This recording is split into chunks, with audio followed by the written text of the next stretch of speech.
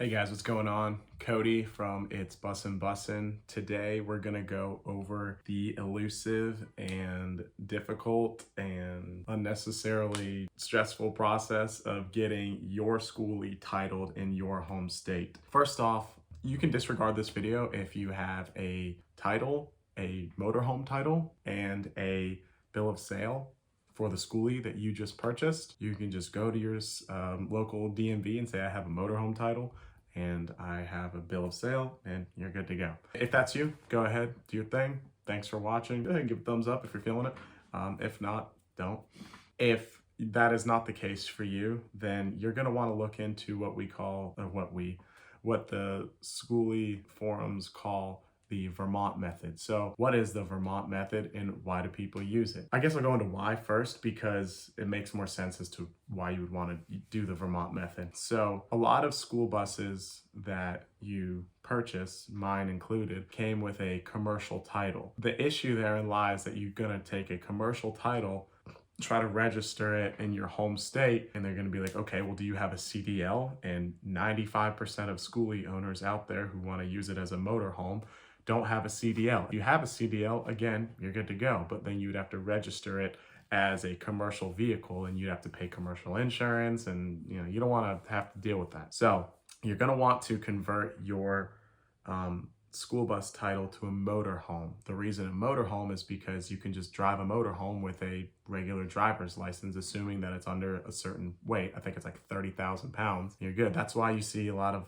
old people, grandpas, grandmas, whatever, driving motorhomes, and you're like, how the hell, do they have some kind of special license? No, they just can do that. So you need to get your schoolie registered as a motorhome. In order to do that, it can be a little difficult, but someone somewhere found out that if you go through the Vermont method, it makes it a lot easier. So with the Vermont method, and I will put a little snippet right here of all the things that are required. Basically, you don't have to be a Vermont resident to register your vehicle in the state of Vermont. So what's cool about it is all they're gonna ask for is a bill of sale.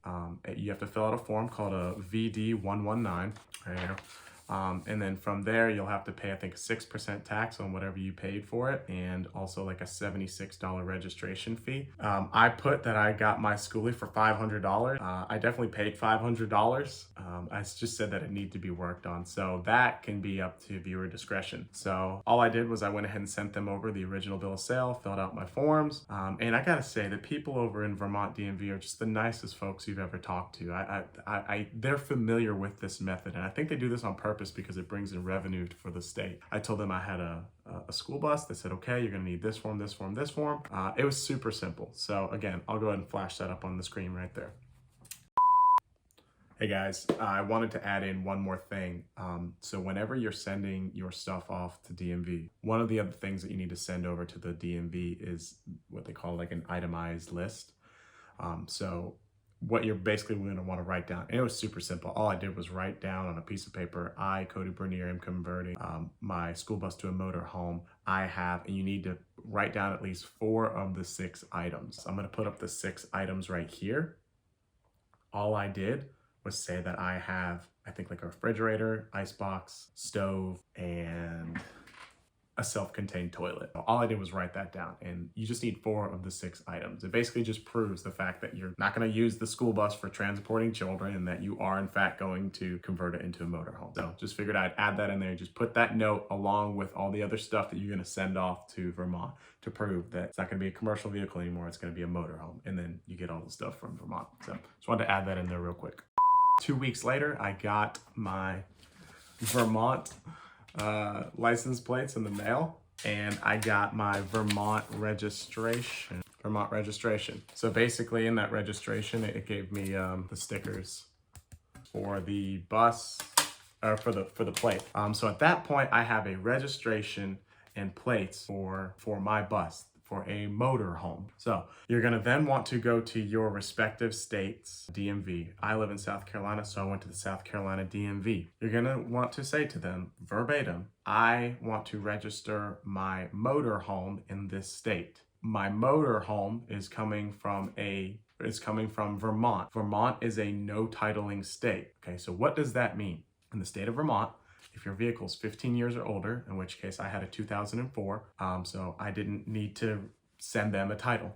So I told my home state, I'm registering this from Vermont, from a no titling state. I also, and you don't have to do this, but I like to make it easy for people. I went ahead and printed off from Vermont's website and highlighted where it states, no Vermont certification of title will be issued for the following: any vehicle, vessel, ATV, or snowmobile 15 years or older. Now guys, if you bought a school bus that's 15 years or newer, you're golden.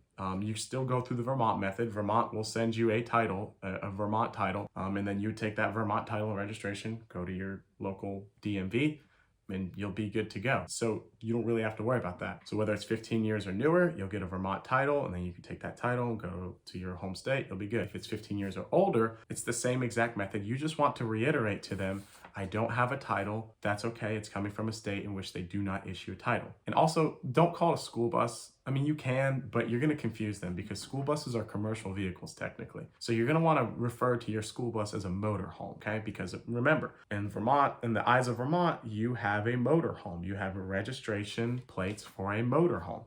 If they do ask questions and really want to know, and what I did as well, I let them know that Vermont, this is called a VD119I. I stands for instructions. I went ahead and highlighted that they do register school buses as motorhomes in the state of Vermont. So anyways, you go there with your Vermont registration. I showed up with my original bill of sale just to be safe. And then I even showed them my Vermont tags. They said, okay, give us a second. They went in the back.